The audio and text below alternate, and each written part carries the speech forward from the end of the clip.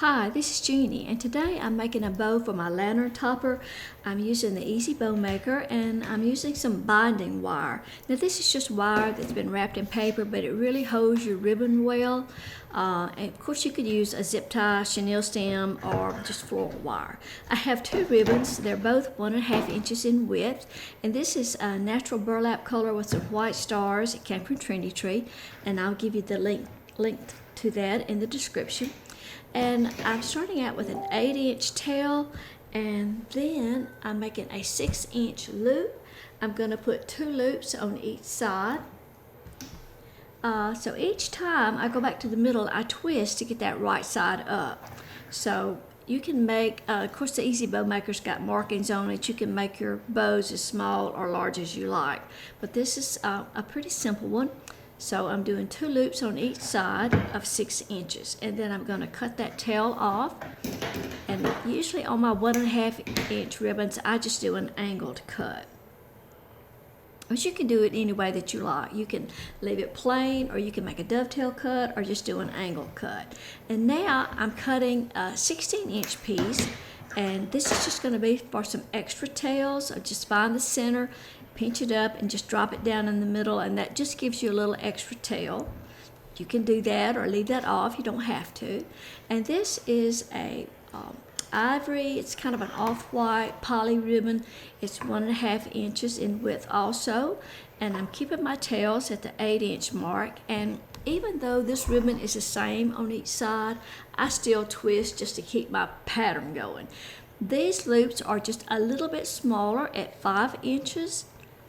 I'm just kind of, you're building your bow from the bottom up, and I just want my loops to be a little bit smaller as we get toward the top.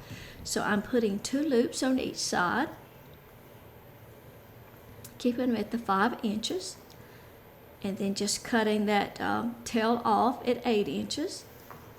Of course, you can use the EZ Bowmaker, a bow dabber, or just a freehand. You don't even have to use a bow maker. But for me, and of course you can tell I've got a little bit of arthritis in my hands, the bow maker just holds your ribbon in place for you, makes it a little bit easier. Now next I'm coming back with the burlap ribbon again, keeping the tails the same length at 8 inches. Twist, and this time I'm making those loops about 4.5 inches, just a little bit smaller. And I'm going to do 2 loops on each side.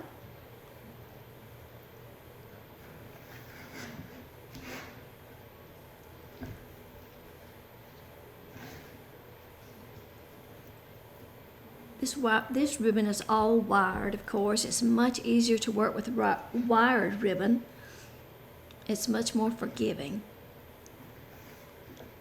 And then I'm cutting that tail off at 8 inches, and then I'm just kind of pressing my stack down. You want to ease that stack up off the board, and it has jumped out of my hands sometimes.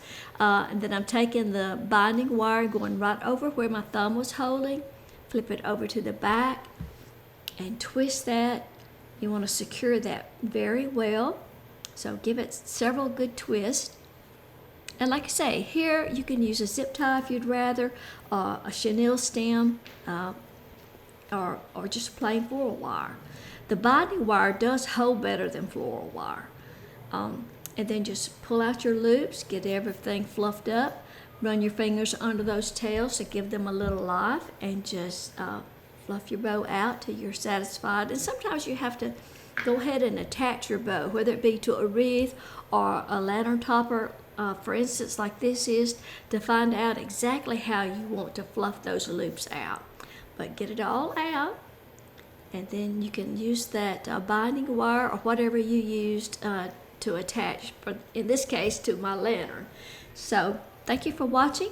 I hope you'll follow my blog. It's JeanniePence.com, and be sure to shop Trendy Tree for all your ribbon supplies.